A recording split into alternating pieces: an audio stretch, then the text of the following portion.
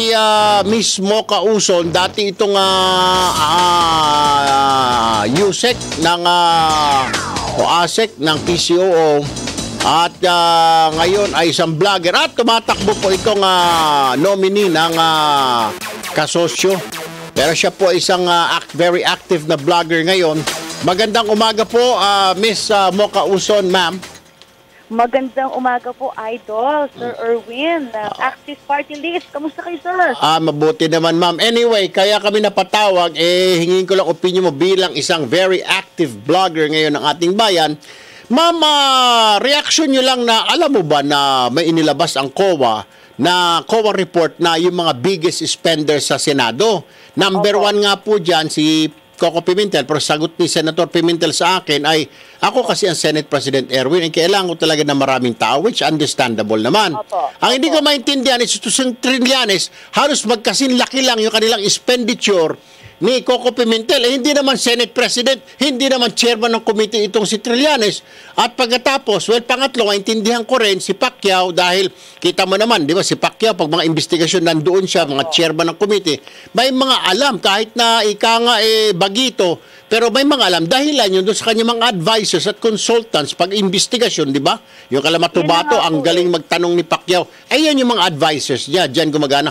Pero ito sila, Hontiveros, pangatlo, Bam Aquino, pang-apat, Ralph Recto, panlima, mga dilawan. Bakit ang mamahal, ang lalaki ng mga expenditure nila? Anong tingin mo rito, Miss Mocha? Yun na nga po, nakapanlulumo nga po. Lalo na po yung Trillanes na yan. Lalo na ginawa yan kundi kumahol ng Senado at puro pa-Senate hearing. Sa totoo lang po, may nagawa po ba yan para sa bayan? Wala.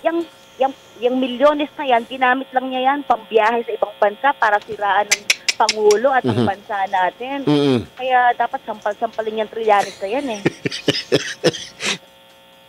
Anyway, ma'am, so, anong maganda rito? Kaya maganda siguro, ma'am, paimbestigahan mo ito. Hindi naman pwedeng, ginamit na niya. Naalala mo na, nagtago sa Senado yan. Talagang ginawa na ng pag-aari ang Senado. Tapos ngayon, pati kwarta, salapi ng Senado, pinaglulustay-lustay lang. Yun nga po, nakakalungkot nga po dahil ang mga mambabatas po dapat natin ay nagsisilbi sa bayan at nandiyan po para hindi sa pansariling interes. Mabuti nga pong malaman ng mga kababayan natin kung gaano kalalaking pondo ang meron ng mga mababatas natin.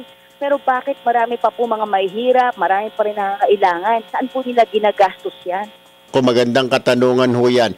Anyway, ma'am, cambio tayo sandali. May tatanong lang ako kasi ito po yung question for the day namin, Miss Mocha. Payag ba kayo na gawing medisina na ang marijuana at resetahin na ito ng mga doktor? Ikaw, man, tatanungin ko, papayag ka ba?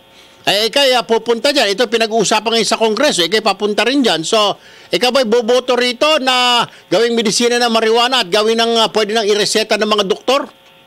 Alam po ninyo, nag-aral din po tayo ng 2 taon sa medicine o medicine proper. At yung mga bagay po na ganyan ay kailangan po ng masusing pag-aaral. Ayun. Dahil po marami pong mga benepisyo at mga disadvantage po. At kung mas malaki naman po ang benepisyo at makakatulong po sa mga may sakit, bakit hindi po bilang medicinal? Pero sinasabi kasi mismo, baka naman maabuso ng iba, na mga adik-adik ay gagawa ng paraan, may mga kaibigan doktor, resetahan ng resetahan lang mismo ka. Opo, kaya po kailangan po ng masusing pag-aaral. Ayun. Opo, dahil napunta nga po ako sa lahat mo siguro po, diba, sa ibang bansa, legal na po yan, recreational. Ayaw po nating dumating dyan dahil nakakatakot. Ayaw po nating malulong yung ating mga kababayan. Kaya po dapat po timbangin po ng mabuti, pag-aralan ng mabuti dahil isang malaki pong desisyon po yan, isang malaking pagbabago po, isang batas po na dapat pinag-iisipan at pinag-aaralang mabuti po. Very well said, Miss Mocha Uson. Handang-handa ka na nga sa Kongreso. Maraming salamat, ma'am. See you in Congress. Thank you, ma'am. Good morning. See you there. Salamat po. Good morning po. Si Miss Mocha Uson, bayan, active vlogger po siya. At dating ASEC ng PCOO.